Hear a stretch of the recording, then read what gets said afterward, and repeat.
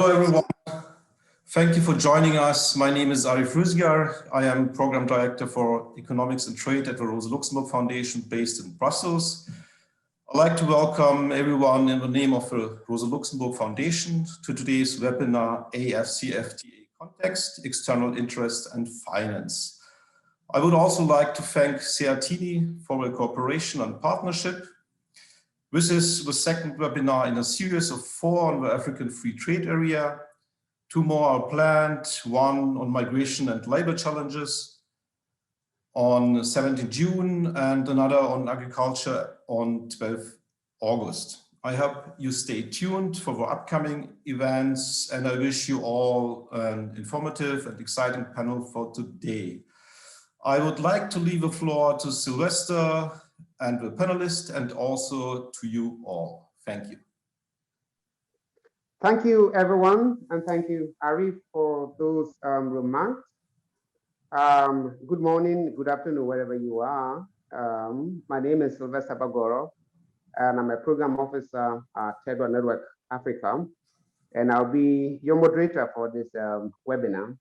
As Arif said, it is second in the series of the webinars on Africa's continental free trade area, and organized by CEATINI and supported by Rosa Luxemburg.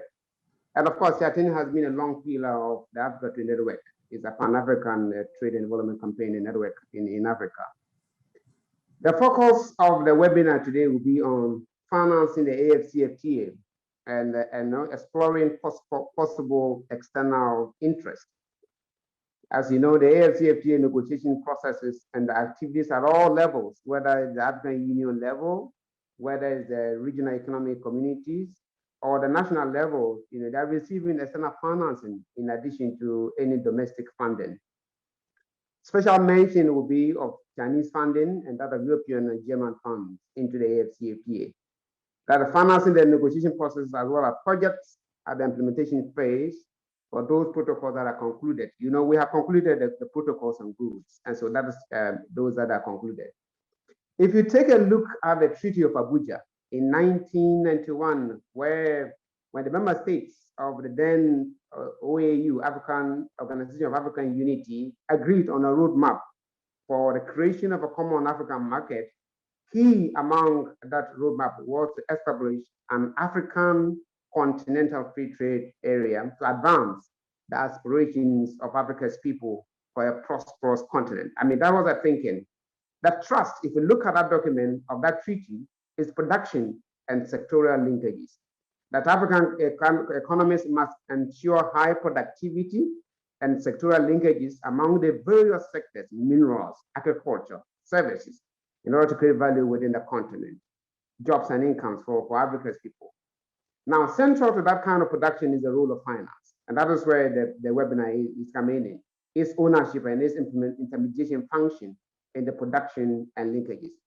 The source of financing of the negotiations of the AfCFTA could have an influence on the content and the rules of the AfCFTA. Also, at the implementation stage, once RECs and member states do not have autonomous financing mechanisms, funds might be difficult to be directed to sectors that are of interest to Africa and Africa's people. Hence, control of finance and financing mechanisms in the AfCFTA are very important and central to Africa's development. To help us explore the issues of finance and external interest in the AfCFTA, we have a panel of experts that have agreed to respond to questions that were posed to them by me as your moderator and you as a participant. And so this is the approach we're going to use is Q&A approach. After the first round, we hope to create much more time for participants to ask questions. And so I want to quickly introduce the panelists we have today. We have 4 panelists. The first one is Frank Mugyenyi. He is the coordinator of the African Minerals Development Center. Is a center in charge of development minerals in Africa, coming out from the African Mining Vision that was adopted in 2009. After that, we also have Ms. Jyhjong Hwang. I mean, he is a PhD candidate in international relations. We also have Dr. Ndongo Sylla. He's a research and program manager with the Luxemburg Foundation West Africa office, Dakar. And now we have Bernhard Tröster. He's a researcher, Austrian Research Foundation for International Development. So these are the people who help us explore the external financing and then interest on the AfCFTA. Just not to kick the ball rolling, I would like to go to Mr. Frank Mugyenyi, who is from the AMGC, and to ask you to have the floor. And then what I want you to do is to tell us some of the African initiatives in financing the implementation of the AfCFTA, and not only AfCFTA. I know the African Mineral Development Center, you know, all the initiatives from the African continent. I mean, our focus on AfCFTA, but do we have any financing, you know, any financing plan for the implementation and even the negotiations? So, Mr. Frank, you have the floor. Thank you so much, Sylvester. And actually, at the time I was requested to come in as a panel of experts, member of the panel, I was coordinating the institutional support project for the African Continental Free Trade Area, an African Development Fund project for institutionalization and the implementation of the African Union Continental Free Trade Area. So it is actually just a few days ago that my role changed now to go back and coordinate become the interim coordinator of the African Minerals Development Center. So greetings to everybody, and I'm really very happy to be here. So originally I was contacted in my capacity earlier on as someone coordinating an institutional support project for the implementation of the Continental Free Trade Area. And thank you so much for the introduction. I'm so happy that you touched on the Abidjan Treaty, because the Abidjan Treaty is one of the key Bibles that I think is very critical, is very important for Africa. But it also comes from the Lagos Plan of Action that we should be self-sustaining, self-sufficient. So this question of financing our development is not in isolation with the initiatives that has been coming and how Africa strategizes itself in terms of achieving its goals, its own development agenda. And as of now, we are into Agenda 2063. The African Continental Free Trade Area is a flagship project for the Agenda 2063, amongst others. But also we have a framework for boosting intra-African trade, and the African Continental Free Trade Area is actually among that framework, which was adopted by the heads of state in 2012. And thereafter, they said, okay, as one of the instruments for achieving boosting intra-African trade, from where we are as a continent, trading maybe among between 16–18% of intra-African trade to at least raise it to 25 to 30%, not even to where our other partners, the Americas and the Europe and Asians are, but at least to take it from one level to another. And knowing that most of our intra-African trade is informal, how do we regularize it and make it formal through instruments that then can boost that intra-African trade through a continental free trade area? You may know that the negotiations which kicked off in 2015 and got concluded partially in 2017, and in 2018 we launched the trading the goods portion of the AfCFTA. We launched the operational phase of trading goods, and now we are trying to conclude the negotiations of trading services. But along the way, you ask yourself, who has been financing all this process? The AfCFTA kicked in at the point that Africa was also negotiating with other partners, other frameworks, including the economic partnership agreements. So most of the negotiations part were supported by our partners, development partners, more particularly the European Union, who supported and still support the process of the African Continental Free Trade Area. But now we are going into the implementation of phase. And I saw in the background notes people talking about the 10 million from Ghana. The 10 million from Ghana actually was for supporting the institutionalization, the creation of the secretariat. But by and large, we want to look at beyond the hosting of the African Continental Free Trade Area, and what are the frameworks that member states are going to put in place to ensure that the implementation is homegrown and owned by Africa.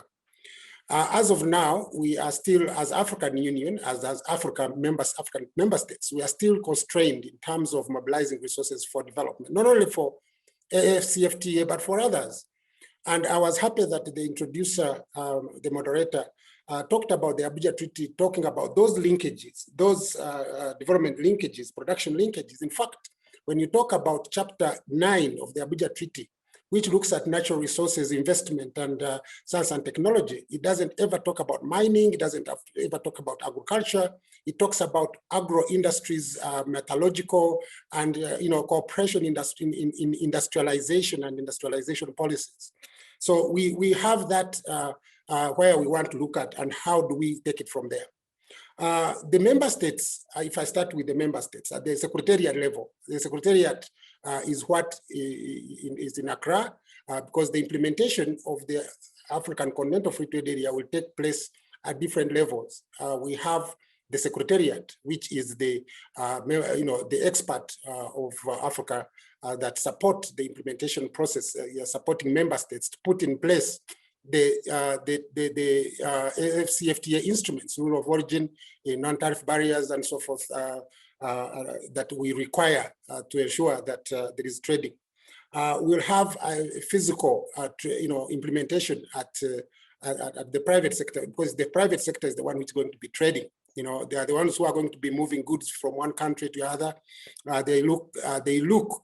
When you go into trading, it is not determined by a policy at the African Union or a policy of the Continental Free. It's not an affirmative action. You have to make money. You have to move your goods from one point to the other, and those goods might meet standards, they might reach in time, and they be competitive in terms of price with other goods that are on the ground. So where is Africa on that? We still have to have really what is going to frame the reducing the cost of production, the cost of transaction within the framework of the African Continental Free Trade Area. Then we shall have look at the harmonization of these instruments. We'll have to have the harmonization of customs instruments, customs systems at sub-regional level, and international level, at the continental level. When I take you back slightly on when the thinking of the African Continental Free Trade Area, emerged. Maybe before you go back to the thinking, the key. One of the things you mentioned is the EU funding. Maybe I want to bring in the Bernhard from the EU, and then maybe in the response session, you can actually talk more about what you are about to say. And so let me just you mentioned in your presentation that we are getting a lot of funding from the EU because we had the EPAS negotiations, and so the European Union continued with that. Maybe Mr. Bernhard, maybe you can tell us some of we see just like even Mr. Frank said, a lot of funding from the EU and Germany. So what can you say are some of the interests of Germany or the EU in this? If you can tell it within 5 to 7 minutes.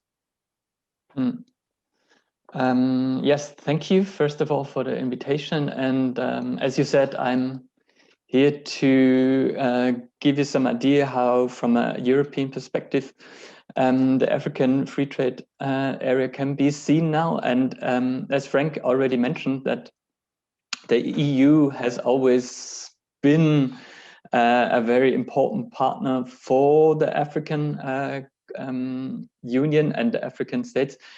But obviously, the roles changed, especially over the last 20 years. And I guess that this also came along with the different ideas that backed actually the economic partnership agreement that Frank also mentioned, that have been partially introduced in some African blocs already. But what is important to understand, I guess, is that there is a specific understanding for free trade and also regional integration from the EU side, or more specifically from the European Commission side, meaning that that the EU is on the international level a strong advocate for trade liberalization and investment liberalization, and it's thought as a mean for growth and economic development. So the basic idea is that you start off with free trade and it creates benefits, it gets you cheaper imports, imports, then you go for specialization, and you have this dynamic through more competition. And that's something that also Frank mentions. You're getting more efficient and you get higher productivity levels once you open up to trade. That's the general idea, saying why the EU is emphasizing this and also welcoming the initiative on the African Continental Free Trade Area so much.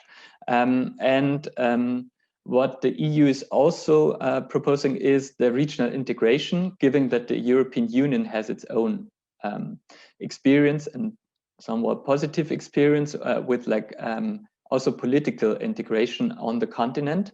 And what it also brings, this regional integration, is that it's a legal framework. You have the same regulations, same standards, etc. So it creates a large internal market with a full freedom to move goods, services, and capital, and even people now. However, I must say that this is like a very limited or very narrow focus on trade liberalization. I mean, this comes then to the strong support for the African Continental Free Trade Area, using it as the trade liberalization as a development strategy. And it's also like going to the same direction, because the long-term vision of the area is to have like a common union, and having also the African Union as a equal partner with the European Union. But there are obviously then, from my perspective, problems that come along with it, because the strategy to simply go for trade liberalization, that's actually insufficient to particularly to address then the lack of industrial capacities. So arguing that it's only a way to open up for trade, and then automatically you will gain a dynamic that will introduce more dynamics in the private sector, and you go to the most efficient firms, and African continent will prosper just because it opens up its borders and limits and lowers its tariff. That, I guess, is not enough. Nevertheless, the European Union was a strong supporter, and is still a strong supporter going from to this way. And there are multiple funds and financial support. This started with the negotiations. These were supported, but there are many other funds and sources for to finance something like what you could call aid for trade. So helping to update standards and regulation on sanitary and phytosanitary standards, or barriers to technical barriers to trade, etc. There's this one thing, and the other part is that the European Union also tries now to get their private sector getting more involved into the African market, and this was raised. Just a very important point that you are raising. I mean, when Frank was talking about the Lagos Treaty and the origin of the AfCFTA, it's talking about the autonomous nature of the AfCFTA. Now, European Union is actually having other free trade agreements or investment agreements that are in contrast to the logic. You know, the logic, because you made mention that, yes, trade liberalization is good, but you have to make sure you have the capacity to be able to trade. That is very important. So production comes first before trade. And so you see that there's a clash of logic between some of the things that are pushed by the European Union, in ones I mentioned, the EPAS and stuff and all that, and then the things that the Frank was talking about. How do we reconcile this? Because you can see that the logic do not match. Yeah, I mean, one indicator how this logic also changed, it was a change in perspective from the European side towards the African countries and partners, meaning that it's that they tried to stop their perspective only focusing on the problems in Africa, or having like Africa as a poor partner that has to be supported through aid and has to be supported through funds, etc. And so, but what they changed is actually then the view and the instruments, how to implement then development or economic development through trade liberalization. And one important instrument has been the economic partnership agreement, because what it ended is this unilateral preferential access, so that African export could go to Europe more or less without tariffs. But this ended with the EPAs. And I mean, it took a long time, almost 20 years, to negotiate the economic partnership agreements with the African partners, because there is obviously the problem that just opening up and getting more import competition from European goods in, that's not a, that's very problematic, actually. Let me, for the sake of time, let me bring in Ms. Jyhjong, Hwang. I mean, we have we have heard from the EU perspective. We want to hear from the China and Africa relations. I mean, if you check most of the African countries, you have a lot of relation with China. So can we listen to you? I mean, what are the implications of some of the, what I call the debt overhang, you know, from China and Africa-China relations? What can you say are the implications for the AfCFTA? You have 5 to 7 minutes to make your input. Yes, I actually prepared a presentation specifically dealing with discussions, concerns over China's debt trap diplomacy. So may I share my screen right now? And I'll try to make sure I finish the presentation within my limit. Let's see. Give me one moment. Share. All right. Is the screen share successful? Yes. Yes, please. That is a yes. All right. So thank you everyone for coming today. So there's Chinese loans to Africa has been growing very quickly in the past 10 to 20 years, and that is most of this money are focused on specific countries with natural resources, but there are plenty that goes to countries without natural resources, and most of these went into infrastructure development, a sector that tends to be cash starved because they don't usually generate their own internal revenue. So you think about how much money does your sewage system generate for you? It doesn't quite work like some projects do. So you think about telecom projects or even power projects. Yes, they do generate their internal revenue, but not always, right? So this graph right here, this is a comparison of Chinese Exim Bank loans to the World Bank loans. Let me just double check. Okay, to the World Bank loans. And you can see 2010, what happened in 2010, there's a divergence of where the World Bank provided more Chinese financing than the World Bank, than China Exim Bank. And you remember what happened, that was the Great Recession, right? So this chart should show you very clearly that China Exim Bank, which is the predominant policy bank in Africa for the past 20 years, is, after all, it is an export credit agency. It's not an aid agency. All right, so this brings into the question whether comparing World Bank to China Exim Bank is even a useful comparison. Mm-hmm. There's benefits to that, but we'll see in the next few slides. So I'm going to take you from the ground up to the top. Okay, so how do these Chinese loans happen? What is the process by which these loans come about? So the way these happen is, for most projects, especially medium-sized projects, we're not talking about the really big mega projects like the standard gauge railways.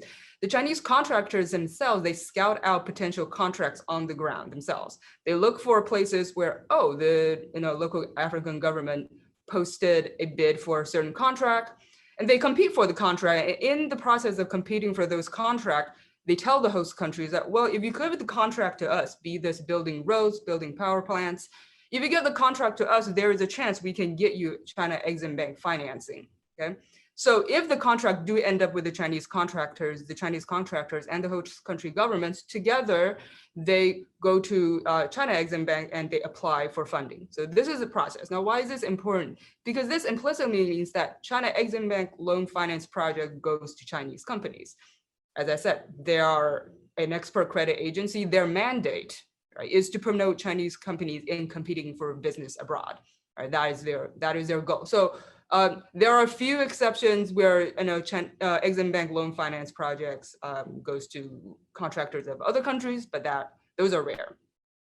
Well, here's the important thing to keep in mind. What are the alternatives? We're worried about Chinese loans to Africa, but what were some of the options available to African governments? So broadly speaking, there are three categories. You can say, okay, there's China Exim Bank, and then you have your OECD financiers. So you think about your World Banks, your European investment funds, your Japan's, your Germany, France, UK, all of those OECD DAC financiers. Think of them as one category. And then on the other side, you have the market. These are the Euro bonds. If you want as much money as you want, you can always go to the market for it. Now, how do these compare? So OECD financiers tend to have the lowest rate. So the World Bank interest rates are very low. In comparison, China Exim Bank's the interest rate is comparatively higher, but it is still cheaper than market rate loans. So it's still way cheaper than your Euro bonds. And in terms of size, what are the amounts available, right? So progressively, so for OECD financiers, these official flows tends to be smaller through the past 30 to 20 years. They haven't, even the World Bank, which is a premier financier infrastructure projects in Africa, they don't have the budget to fork out $2 to $3 billion for a railway project. Even if they really want to, they don't have the budget for it. In comparison, China Exim Bank can. They do have that money if they want to. If they like a project enough, they'll do it. And the same thing with the market, right? If you get the Euro bond, well, you can go into the billions really fast. Now, it's not that simple, right? You think about, well, if OECD financing is that, it's cheaper, why don't we just finance? Well, we know they don't finance everything. There are projects the World Bank simply would not finance. There are projects that European Investment Bank would not finance. So think about your coal power plants, right?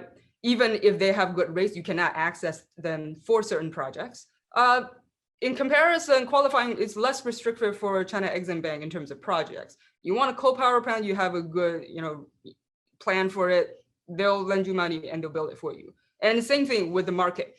And the thing, the market is even less restrictive than the Exim Bank on the types of project they will finance. Exim Bank is not going to lend money to finance, to plug budget holes, right? They won't lend you money for paying your public employee salaries. The Eurobond does not care. As long as you pay them back, you use it however you like.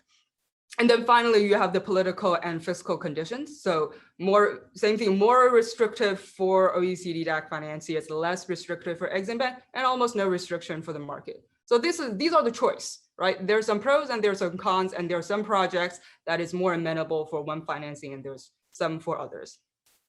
So where did this practice come from? So a lot of this comes from China's own development experience. In the 1970s, China was on the receiving end of these development loans, particularly from Japan. So you have these Japanese companies coming in, they want to set up a factory. Well, and China does it at that point, this is, early 70s, they don't have any factories. So the Japanese companies, they say, well, how about we lend you some money, and then we build this factory for you, and we do some tech transfers, and in return, we get to produce whatever product, components in Chinese factories cheaply, right? So for China, so this is how we did development loans.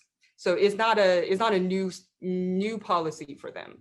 And more broadly speaking, China's own development experience, particularly with China's infrastructure development, is a very supply side driven, in the sense that they have this mentality is that build it and they will come. You don't worry if you build a large housing project, you don't worry too much, at least for China at the time, you don't worry too much about who's going to live there. Don't worry, we'll build it. and, you know, people will flock over and they will, you know, they'll fill in the empty apartments. It's not a problem. And finally, there's China's own experience in development is very focused on gaining market shares and not individual firms. So there's a great book coming out by Stephen Kaplan in 2021 that talks about that. So that all of these worked for China because China had a very high savings rate, but that also means that the same development pattern that China is used to and China is taking abroad right now doesn't work for everyone, right? So loans in the context of the Belt Road Initiative, this is, you know, I get a lot of questions on this. So if you think about the Belt Road Initiative is a mix of economic and strategic goals, implemented by different range of agents at different levels. So you have your policymakers, you have your state-owned enterprises that are in direct conversation with your policymakers. And then you have the medium to small companies who's also trying to go abroad, right? And they don't always talk to each other. They're not always in sync, right? And what are they, so what is this BRI for? BRI is not a foreign aid project. It's China's economic and strategic project. So their goal is to secure trade and investment opportunities with the assumption that, you know, closer economic ties will spill over to strategic ties later. So you think about getting more support in multilaterals or building spheres of influence. And are they successful in terms of loan financing? So loan financing, you think about this is just one aspect of BRI. And in that aspect, they are, you know, reasonably successful, right? They have secured trade and investment opportunities for their own domestic Chinese companies. And, you know, this goes back to China's own development experience. They have a lot of state-owned enterprises. Sorry, you said 1 minute more to wind up so that we can go to the next. Okay. So they have been successful. I'm happy to answer questions. Another one is always access to natural resources, but it's always good to diversify your sources. But let's keep that in context, right? You know, this is from the Observatory Economic Complexity. Petroleum in 2019 is $200 billion. Most of it is from the Middle East and Russia, you know, some from Angola, by no means the top recipient. Second largest import is iron ore. Africa is still not the largest targets. So I think we need to put in context that, well, is this debt trap diplomacy trying to access, you know, African natural resources? Well, you got to think about Africa is one of the many places. Now, there are exceptions, manganese and aluminum, they're important for manufacturing purposes, but not for domestic consumption, okay? So there's actually more of a creditor's trap. I'm happy to answer questions on that later. Creditors for China, as opposed to the other way around, okay? And then this is not to say debt is not a problem. It's not a new problem. It used to be that IMF was on the receiving end of being accused of debt trap diplomacy. And, you know, China, in terms of the amount they lend to Africa, here's a comparison of OECD DAC financiers comparing to China. It's actually not that big. I've done field interviews with Zambian officials and researchers on the ground a year ago. When I asked them, are you concerned about the Chinese loans? Is this going to blow up in your face? They're like, no, we're not worried about the Chinese. We're worried about the Eurobonds. And Eurobond was the exact same thing that brought Mozambique to its knees a few years back. Okay, so thank you for that. And happy to answer questions later. Thank you so much. Thank you for your input. I'll bring in the last speaker on the panel, Ndongo Sylla. I mean, even when Frank was talking about the African Union and visioning and how to self-finance, you know, Africa's initiative, I mean, he made mention of the Abuja Treaty. If you are a researcher, you've been a researcher in Africa, can you share with us some of the realities that you have found on the continent of self-financing in Africa, you know, 5 to 7 minutes. Thank you very much, Sylvester. I'm really glad to be a part of this panel and to have the opportunity to exchange on a very important topic. Before answering your question, I would like to make some quick points related to the relationship between finance and trade in Africa. Because what is sad is that, well, our way of thinking about trade is a 19th century way of comparative advantage. And finance, unfortunately, does not play a significant role in this way of thinking. And the first thing I want to say about that is that there is an aspect of African trade which is really pathological. When I say pathological, is that there is a part of the African external trade that should not happen that would not happen in a sound development framework. The best example of this is the reliance on the continent on food imports. And there is a very telling statistic by the UNCTAD. Between 2016 and 2018, Africa imported 85% of its food from outside the continent, 85%. So that means there is no food self-sufficiency, no food sovereignty. So for me, this is pathological. And the AfCFTA could not change this picture. It could Africanize the pathology, but it's not enough to get rid of the pathology, because if you want to get rid of the pathology, you have to proceed to domestic structural reforms. For example, having an appropriate banking sector that helps finance agriculture. And that is not the case, let's say, in most African countries. There is not enough financing for the agricultural sector. That's why most countries are reliant on imports while they could be self-sufficient, you see. And this could not be addressed by saying that you need more trade, you need more African trade. No, you don't need more African trade. You need to build domestic capacities so that you could achieve food sovereignty. And the thing is that when we reflect broadly, we know that this form of pathological trade is also due to a lack of trade protections, because sometimes with trade protections, you could, let's say, stimulate your domestic capabilities, but that is not the case. And what is important to highlight in this regard is that the most dominant intellectual, let's say, industrial countries, for example, Germany, Japan, and China, those are countries where the banking system is dominated by national banks. You could speak of national banking sector, while in most African countries, you do not have a national banking sector. You take the case of my country, Senegal, more than 90% of all banking assets are controlled by foreign banks. And that's why you do not have credit for production, for domestic, to build domestic capacities. For example, all the loans dedicated to the economy, only 1.7% goes to the agricultural sector. And that has been a general pattern, let's say, of countries where the banking sector is dominated by foreign banks, because they are not interested in financing the real economy. But the sad news, and this is not discussed in the debates about the African Continental Free Trade Area, is that with the AfCFTA, African countries will have to open their banking sector. For example, Ethiopia has a highly protected national banking sector, but with the AfCFTA, the Ethiopian economy will have to be much more open to foreign direct investment in the banking sector. And for me, this is a threat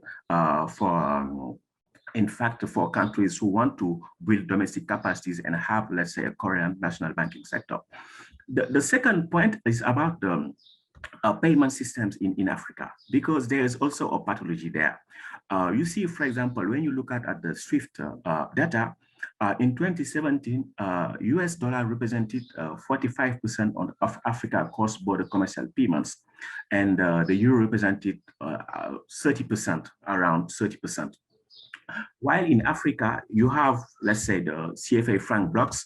So the CFA franc represented 7.3% of all payment flows, while the South African rand, because you have an informal monetary zone in Southern Africa, the South African rand represented 7.2% of these commercial payment flows.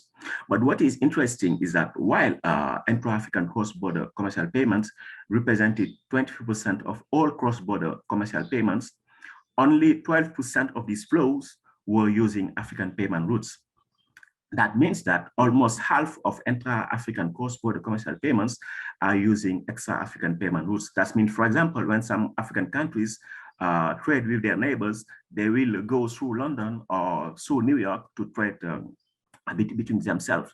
So it is really important for, let's say, the success of, in fact, if you want to develop intra-African trade, to have a Pan-Africanist payment and settlement system. And I think the good news is that the Afrexim Bank is working to that end to set up Pan-African payment and settlement system. Its launch has been announced many times, but we do not have enough information about that.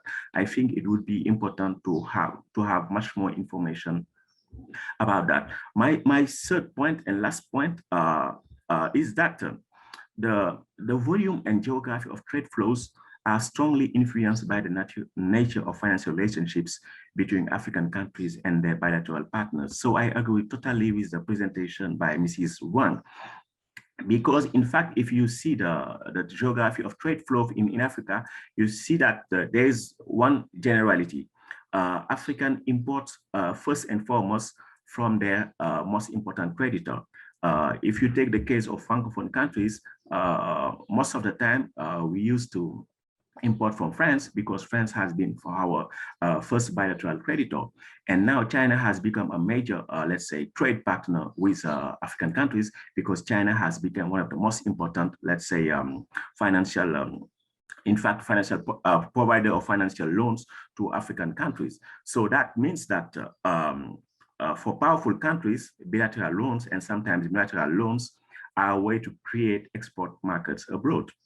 So as long as African countries lack strong development finance and export finance institutions, it will be hard to change the trade structure of the continent's trade in favor of a beneficial, non-pathological intra-African trade. Because generally people think that you have just to remove trade barriers, so on, and everything will go as you plan. But we are in a very competitive framework and people will trade with the partners, which will give them, let's say, some financing facilities. So as long as the likes of China, the European Union are there to provide those financing facilities, it will be difficult for African countries to change the geography of their trade flows. And this connects with the interest the European Union has, let's say, with regard to the AfCFTA. You know that the European Union has a framework to cooperate with the African Union called the Pan-Africanist Program.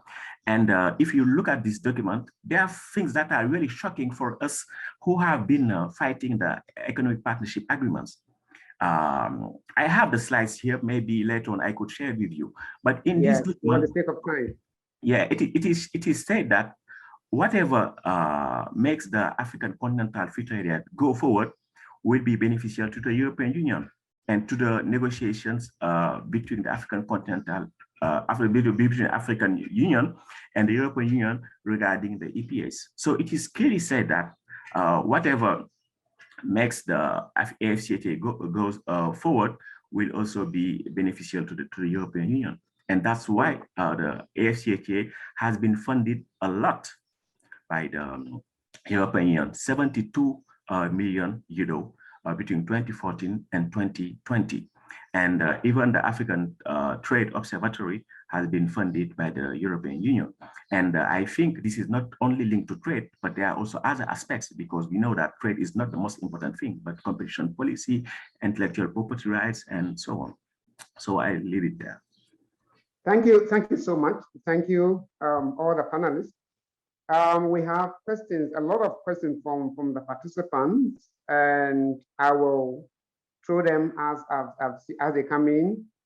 I have two questions to Mr. Frank from the African Mineral Development Center. Aphrodite is asking that you are the head of the African Mining Mineral Development Center. How can we leverage on mining to finance Africa's development? That would this be a good model to finance the AfCFTA? That's the first question from Aphrodite. There was another question thrown to Mr. Frank, that there was an initiative spearheaded by Paul Kagame on raising funds for the African Union.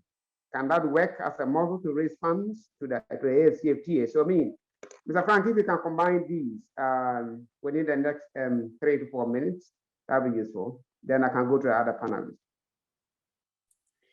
Thank you, Mr. Moderator. Just a few comments, 3 comments from my last speakers. One is from our colleagues from the European Union. We appreciate all the support, but aid and trade liberalization will not support, aid will not support trade liberalization. Trade liberalization has to be trade related, and we have to trade ourselves to be able to reach where we want to go. Africa will not develop depending on trade. So the last speaker talked about the financing system. Yes, my master's degree was on finance, financial liberalization in low-income countries. And in 1999, when I did that, I found out that this was going to happen because Africa liberalized its financial sector. The savings is very low. The national savings, the continental regional savings is very low. So the investment relies on external source of financing. And this is why we have a challenge now with the debt trap from China. This is a fact. It's not like we are trying to push it on the agenda. It's a fact. As Madam Hwang said, it is actually related to natural resource access, natural resources, which is going to be the part of what I'm going to be discussing. And then obviously to have very expensive, in capital economies, high profits go with high risk. That's a fact. So if you go for high interest, for high interest rates, less restrictive, that's why countries are getting a problem. But it's not that we can't find our own resources. And that's the point I want to raise in terms of natural resource and mineral resource development. Most of the countries, Africa is 1.3 billion people. The gentleman that has just spoken from Senegal, we have a high import bill for the food we eat, and we don't have to go there. But at the same time, we have mortgaged our resources, our natural resources, to dates. And Madam Hwang said, if you default, what then next? Because you have mortgaged yourself. The moment you mortgage yourself, you are in that trouble. Now, we have attracted a lot of investment in terms of mining, and most of the investments in Africa comes in for mining to extract. Our mineral resource sector is extractive. It is not for development, it's not for value addition, it's for extractive. We have less regional value chains to feed into that. And I don't have a problem with investment. We can attract investment in mineral resource, but we need to add value on the continent. We actually, as Africa, do not need money from anywhere to develop our Inga Dam project, which, if completed, will reduce the cost of energy to less than 2 cents per kilowatt. We don't need money from outside to do that. Africa is 1.3 billion people. We have a lot of natural resources. We have our own development banks. We have Afrexim Bank. There is China Afrexim Bank. There is Afrexim Bank. So we actually need to look internal to look at the financing, the financing model for our development. And if you look at the mineral resources, which I'm happy now to be heading, and it's not the first time, because I actually developed the African Minerals Development Center as an African institution between 2013 and 2016 when it was adopted by the heads of state. Now it is going into Guinea as an independent, autonomous institution to support member states how to develop their mineral resources. We need that, and of course, this will be in line with the African Continental Free Trade Area Investment Protocol. The investment protocol should look at how Africa defends itself in terms of investment. Otherwise, we are mortgaging the continent and we are not going to benefit. The model between China and Japan that Madam Hwang mentioned, yes, it's fine, that was happening, but Japan was a small country. Africa is a continent of 55 countries with 1.3 billion people, and the countries that are coming in to invest for the CFTA are not coming in as continental support. We have a project as a flagship project, a high-speed train, which is supposed to be a continental. But the investment, what is more worrying is that the investment coming in is at the national level. And it actually, commits the country, and therefore the integration in terms of development suffers because you have already committed between the bilateral trade agreements, bilateral investment agreements, then you cannot actually support the investment. That's why the project that Kagame was working on was having problems, because countries are already committed to other obligations, to China, to Europe, to wherever. So we need to relook. And if I'm going to answer the first question on whether the mining can leverage on this, yes, it's very important. And we are talking about regional value chains. We are going to talk about how do we now move away from our resources going into raw materials by going into value addition. We want more goods to be made. The next critical minerals of the world is the 3 Ts, is those greener minerals that are going to feed into electronic cars and so forth. Africa needs, and a lot of assembling plants for motor vehicles is coming into Africa. We have a lot of skill set. People, we don't need to have our people flying away, dying across the desert, going to look for jobs everywhere. We have the jobs on the continent, and we need to create the African Continental Free Trade Area, create that opportunity, create jobs through regional value chains. But we also want to have an investment that is pro-Africa. We want development of investment, which is development in Africa, not for Africa. Not development in Africa, but development for Africa. So you get companies, they come here, they extract all the resources, they take them because the other countries are adding value and bringing those goods back to Africa. I think that's where we are going to be looking at. So the investment that is coming, and we have Afro Champions, which is an initiative that was initiated by one of the richest guys on the continent, Aliko Dangote, is looking at $1 trillion resource mobilized internally in Africa by Africans in diaspora and Africans on the continent. We want to look at how the private sector mobilizes these resources, and the mineral resource sector is one of those key sectors. We have already, as African Union, developed an Africa Mining Vision private sector compact that looks at reducing the illicit financial flows. The illicit financial flows of companies coming on the continent and evading tax, and we are losing in excess of $100 billion annually, which is too much more than ODA that we receive from everywhere. So if we can reduce this loss of the hemorrhage through tax evasion, through investment policies at the national level that is attracting, giving away, literally giving away 100% profit repatriation, non-tax payment for a period of time, and so forth. The investment policies, investment laws at the continent are actually not conducive for Africa to develop and even to fund itself. But within the framework of the Continental Free Trade Area, we have opportunities to go back and inform our member states that you appended your signature, you ratified the Abuja Treaty, you have ratified the Agenda 23, you need to put your money where your mouth is, and that's within the supporting the investment on the continent. So we are looking at how do we move from that. Africa is focused. We cannot blame China for coming in because China knows what they want. They have said we don't want restrictions because we want your real natural resources.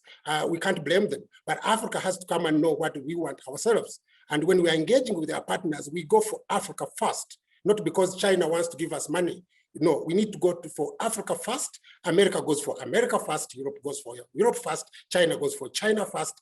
We have to look at Africa first. And that's why African Continental Free Trade Area provides this. The Africa and member states has been a challenge in integration. But when you look at the Lagos Plan of Action, you look at the Abuja Treaty, they are quite clear. The heads of state then knew where Africa has to go. So it's incumbent on the experts at the continental level to go back to heads of state and member states, say, this is where you appended your signature, this is where you want to go. When you talk about the Kagame's resource mobilization strategy, it wasn't conclusive itself because countries were scared because most of it was going to be tied to tourism, which was not right. But if you look at, for instance, telecommunications, just telecommunications, before you even go into mining, if one cent of a dollar of the airtime that people, my mother died at 90 and we're still paying airtime, but all that money goes out of the continent. If we actually charge 1 cent of any dollar for airtime, for the network, that people come in and use our airspace and get all of those resources and move away. If we get the companies that come to invest in Africa, put just 5% or 1% of what they make or their turnover, we shall mobilize resources for investing in Africa, and we not need to look to China, we not look to Europe, we not need to look to Eurobonds. We shall be able to internally mobilize resources for our investment. Thank you very much, Mr. Moderator. Just a follow-up question. You see, when you look into the AfCFTA, we allow export taxes. Countries can actually charge export taxes, of course, for a short while. In the EPAs, we do not export. Most of the export taxes are prohibited in the EPAs. As a financing model, will the African Union say, okay, any mineral that's been extracted from the continent, and you are leaving the minerals leaving the continent, you impose an export tax. You see, that was a problem. You mentioned Kagame. Because of the different trade regimes that we have with different continents and countries, it becomes so murky and becomes a problem. Will you, at the African Union, take a look at the issue of export taxes, for example, as a financing model? You see, we have African Continental Free Trade Area. It operates within the wider World Trade Organization. We have to be looking at how we don't infringe it, because we are going into trade rules based. But there are innovative strategic means, because every country can have a sovereign wealth fund. We don't have to even tax exports on whatever. If we add value to our resources and people put money into geological information, they put money into supporting the investment, supporting the continental, the people who want to invest, the diaspora. We have quite a lot. China has depended on diaspora in terms of skills revolution, in terms of attracting investment. Africa has a huge lot of diaspora outside. But yes, we can actually do that in a way that is innovative. West African Economic Community doesn't, depend on member state funding. It has a community levy. So we have opportunities that we can look on and leverage on the continent and say that, look, if you are investing in Africa, if an investor comes in and they are putting money into the mineral resource sector. At one point, we were working with African Union Foundation based in South Africa that is mandated to mobilize the private sector financing to say, why don't we mobilize all the private sector in the mineral resource sector and say, we do not need corporate social responsibility. We need corporate social investment. We need corporate investment. We don't need you to come and put in money and say, we're going to build you a road. Give us the money and we shall build the road ourselves. We don't need to tie our social needs, our government public needs to those who are going to do it for us. They can't do it for us. Earlier on, Hwang mentioned that sewage cannot raise funding. That's unfortunate, because you don't. Waste management is actually a lucrative business. Waste management crossover. We are going into a circular economy. People are looking at management and recycling. So there is a lot that can be done. Waste management goes into fertilizer. We don't need to import anything. So sewage can actually make money on the continent. Opposed to what Mr. Hwang was saying. So Africa needs to put its house in order, and then we can be able to finance our AfCFTA. Otherwise, we shall have to, because anybody who is coming to finance us, as our colleague from Senegal said, is looking at the market. We have 1.3 billion people market. The middle class is increasing. So we are going to have a continental free trade area, big as it is, across 55 countries, with goods coming in from China, from elsewhere, crossing the border, when we are not even doing our own manufacturing, our own value addition, when we have the resources, we have the skills, and all we need to do is put some investment to attract technology and technological know-how. That's all we need. Okay, thank you so much, Frank. We have Graham from Politico. Of course, we are live on Facebook, and he's asking, what can we make of the current and the increasing debt of Africa to China? How does this affect policy space? This is a question thrown to Jyhjong. He's asking of the debt. I saw Zambia and Mozambique and other countries that you painted. He's asking that question about what can we do about this debt overhang, to China. Your comments, please. Yes. So make sure I understand the question. Like, what can we do with the debt they currently have with China, or what can they do with the potential to access? How does this affect the policy space? If you increase your debt to some level, it becomes the policy instruments are being clamped. It's a point. Even on the table, you have no power because you are a debtor to China, and so China can have its own way on the continent. That's the angle he's looking at. Yeah. So it really depends on what type of loan, what kind of financial arrangement you have with China. So Frank mentioned earlier about resources. Yes, there are natural resource security to loans is something that China uses to reduce the risk when they lend to African governments, right? So these tend to be large billion-dollar credit lines. You think about Angola, think about DRC. They all have things like this. And most of these go into financing infrastructure projects. The argument being that, well, we need this, we're going to sink money into the infrastructure. We need this money now. And presumably they would generate revenue for the country, then we pay it back. And from China's perspective, I think Frank makes a really good point that, you know, people coming into Africa knows what they want. What China wants is, well, either I get access to natural resources, or even if I'm not interested in natural resources, I want some kind of security for the loans that I am lending, you know, $2-3 billion going to the Republic of Congo. How do I make sure, like, how does China Exim Bank make sure they get their money back? Well, let's put a resource security on it. Now, even within resource security, there are ones that are more manageable than others. So in Angola, they have a long history of doing resource security loans with China. They have a good relationship such that when oil prices tanked and Angola, you know, they are in a fiscal problem, China was willing to renegotiate the terms, extend the terms, and, you know, reduce the interest rate with them. That is not true for all countries, right? You have to have a good relationship with China for you to pull that off. And then you have so these are the more above board, actually, resource security loan. And then you have the more problematic ones, which are actually resource prepayments. So you see a lot of this in Sudan, for example, where these are not even, this is not even China. This is to commodity sellers abroad. I mean, this is your Glencore, this is your Trafigura that wants to buy oil. And what they're doing is basically saying that, pay us 500 million right now, you know, Sudan to say Trafigura, pay us 500 million right now and we'll send you a tanker or 7 tankers of oil next year. All right. So to a certain extent, that is kind of a loan. And the thing is, those are really short-term, interest rates are very high and very intransparent. So those are pretty dangerous. So in terms of concerns of, well, what do we do about these loans? From what I can tell from the Zambian government, they don't seem to be worried. Like I was surprised at their answer. I thought they would be concerned.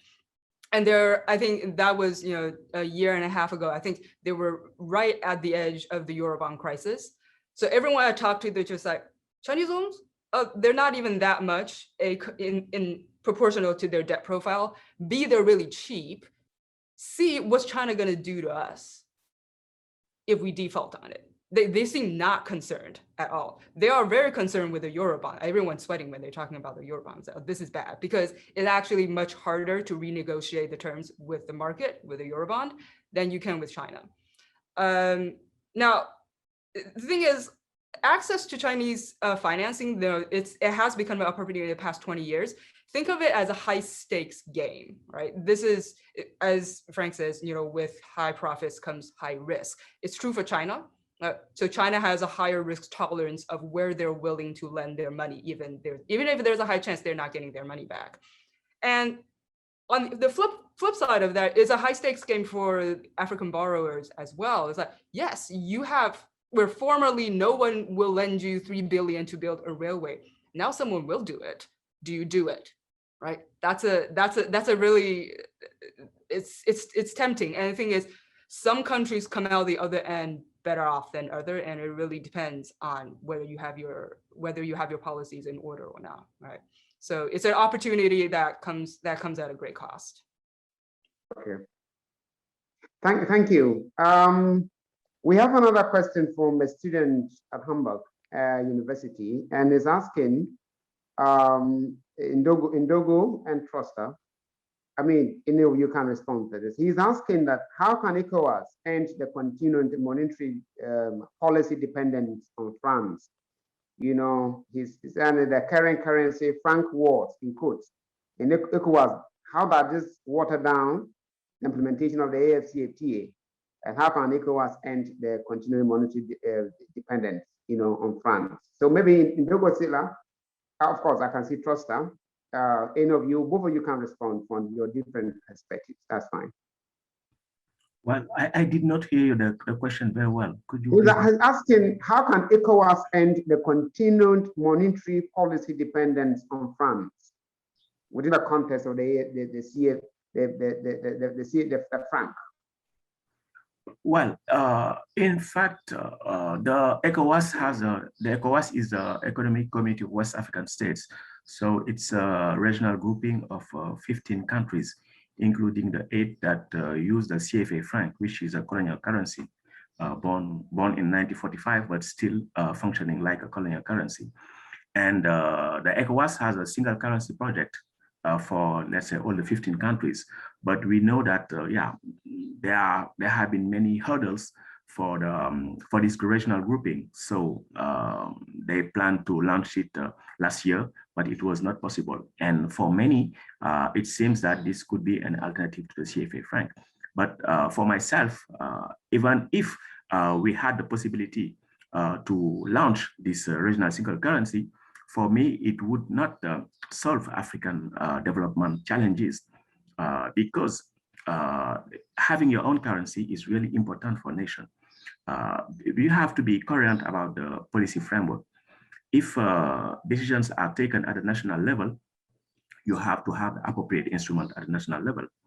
If you want to have, let's say, a regional currency, I think the first step should be to try to move towards a federal political union with a federal treasury. If we don't have that, we'll be in the scenario of the Eurozone, which is for me really dysfunctional. That means you have the monetary responsibilities at the community level, while you have the budgetary responsibilities at the national level. This is not coherent at all. And when you don't have your own currency, you could not also design your banking sector as you want. You want to do it in a way that will help you build domestic capacities. So it's really important that African countries have national banking sector. If they don't have national banking sector, it will be really difficult for them to finance their development. I know that there are many hubs around the African Continental Free Trade Area, but the African Continental Free Trade Area is no panacea. You have to have the appropriate instrument at the national level, because for now we don't have a single, let's say, African country. We are not, for now, let's say, a single country. We are 55 countries. So that means that we have to find appropriate instruments at the national level. And the banking sector is really important to that end. And unfortunately, in the CFA franc countries, the banking sector, even if it diversified, because now the dominant ones are the Moroccan banks and so-called Pan-African banks, but still they are functioning during the colonial period. That means they are just on short-term activities, financing short-term activities, and no credit for, let's say, no financing for long-term activities. Just one statistic, you take again the case of Senegal, 77% of all bank loans have a duration of less than 1 year, 44% of all bank loans have a duration of less than 1 month. If you have such kind of, let's say, banking sector structures, you cannot develop, it's impossible. Okay. Tröster, before you come in, there's a question that maybe you could just combine. That Germany has committed 50 million euros to support the AfCFTA. Is this meant to make Africa accept the movement on the ongoing negotiations with EU on the post-Cotonou and the compact with Africa? This is from Lipelo Rivers, South Africa. Maybe you can combine with the first question, that would be fine. Yeah, I guess there is ongoing debate actually to also from Germany and the Ministry for Development there to have another driver going towards Africa. The main point here is also, well, the post-Cotonou agreement or something, the negotiation, they have been finished up last year, and the text, I didn't see the full text for now, but it's also kind of a framework that they agreed on, and I guess it's much more on the political side. I guess we have to see how this will find out. But what is important that especially the German government tried to change the investment policy towards Africa, meaning that more private investors actually target the African country and invest in African countries directly. The European Union also envisioned that by their internal investment plan. But what is the problem? Meaning that beforehand we heard about that it's like huge risk comes with huge profit, but obviously none of the European or very few European companies actually believed in the profits that are possible or didn't want to go for the risk. So what the governments actually said is to subsidize then investments. Either you do guarantees, public guarantees, or you use the public development banks that raise funds and support private companies to invest in Africa. So it's, I guess, the narrative that it's that there is the prospects and the huge market with 1.3 billion people there. I think that many European companies don't really believe in that vision for now, and they need government support and guarantees to start an investment. And then that's a sign for me that it's not actually too attractive for the private sector from the European side to believe in the prospects in the near future for the African continent. Yeah, and what is also important here is somewhat then the contradiction with the economic partnership agreement, because the economic partnership agreement, we had that before in the chat or something. The point is that once they should be signed, or they will be signed, then the African countries have to open up their import side. So European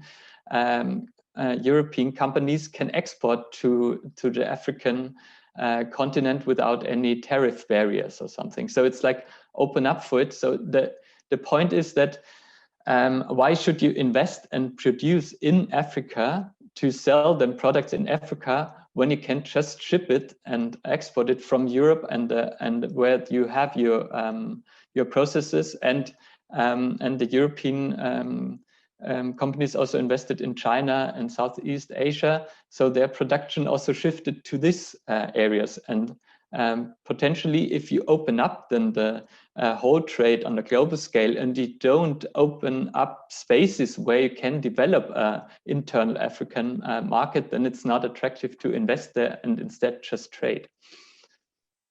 Okay. Thank you. We have another question from Frank of the African Union. I think 3 comments. Frank, the first one is, Victoria is asking about inclusion, that we take decisions at the African Union AfCFTA Secretariat level. But how do member states ensure that there's participation for all stakeholders? So it's a question about inclusion, participation in the AfCFTA processes. So that is the first one.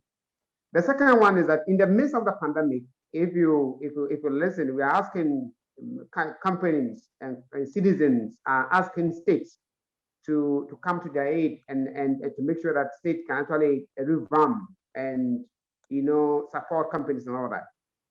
With the notion that Tröster is, I mean, the picture he's painting about European Union actually pushing a lot of private sector investment in Africa. In the time of pandemic, you call on the state. So what can you do? I mean, at the African Union level, what can you do about, because we need a strong state in such a developmental state in a way that can actually support the citizens when there's a pandemic. And the pandemic is a clear example, a reminder of what is ahead of us.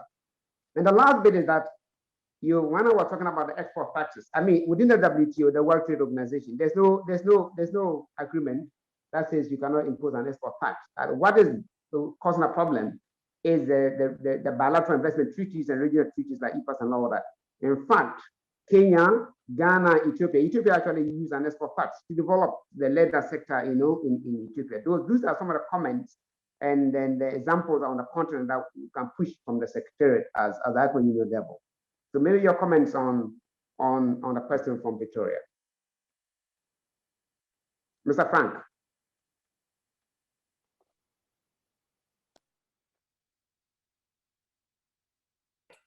Sorry, I'm still muted.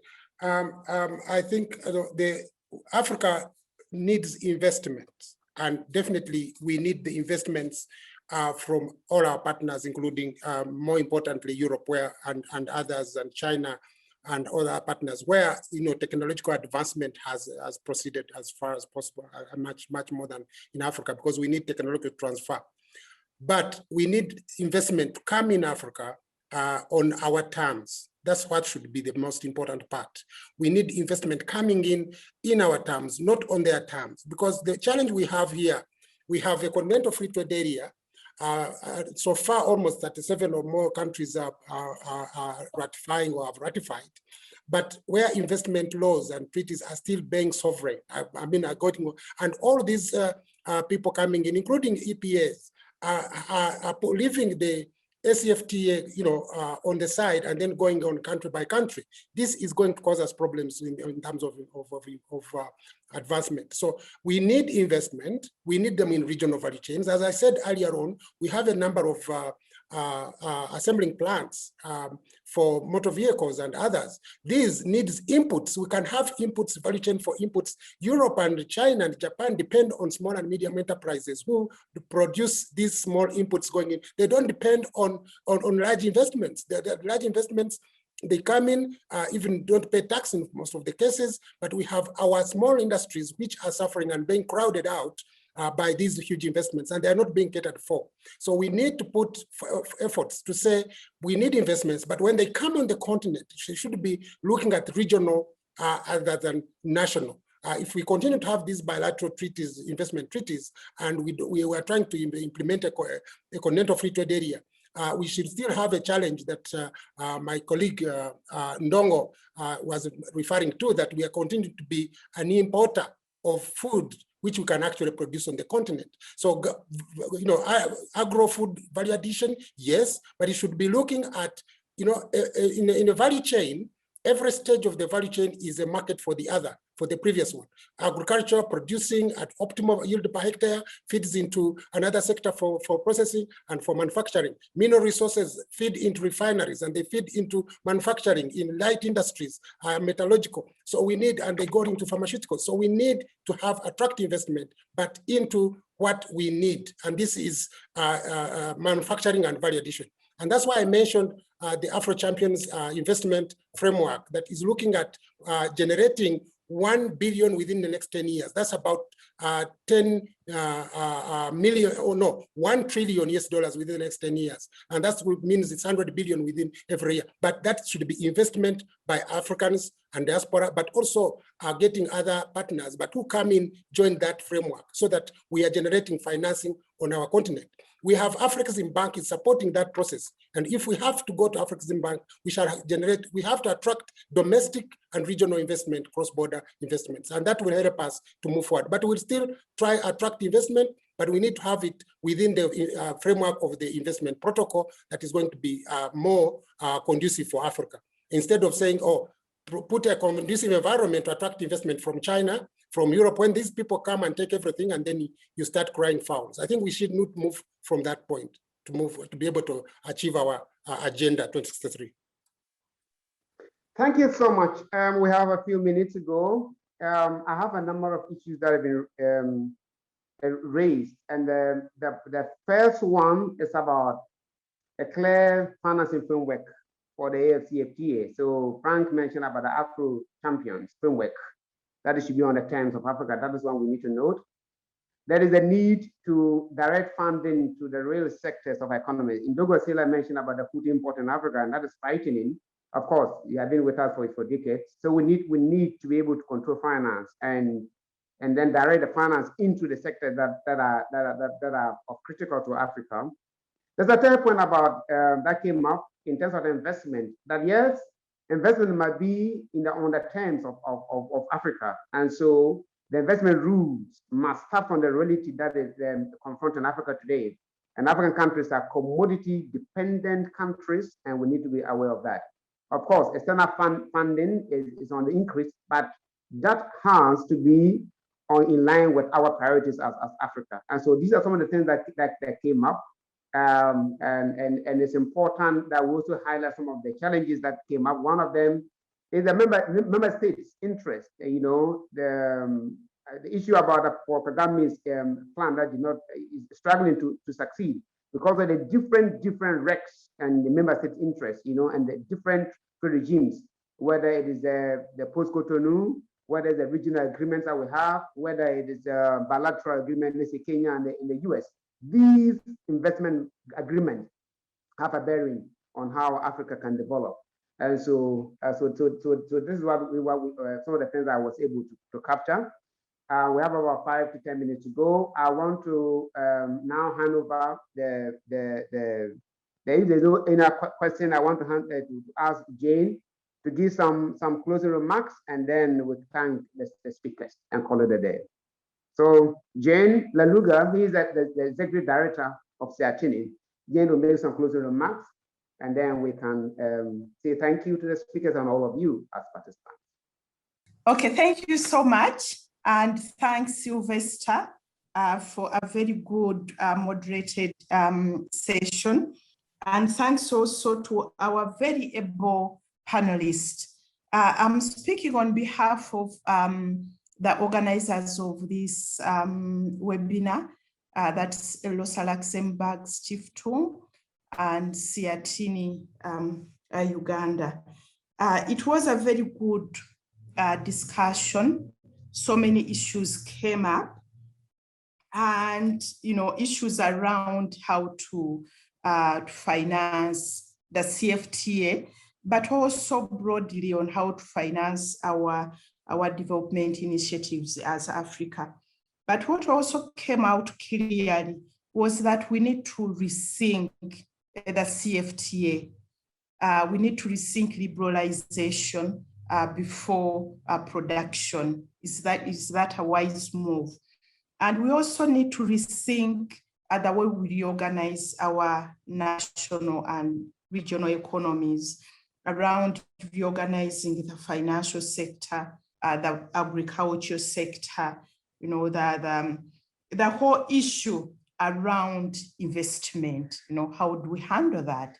So I think as Africa, we need to do a lot more thinking, a lot of more reorganization of our economy.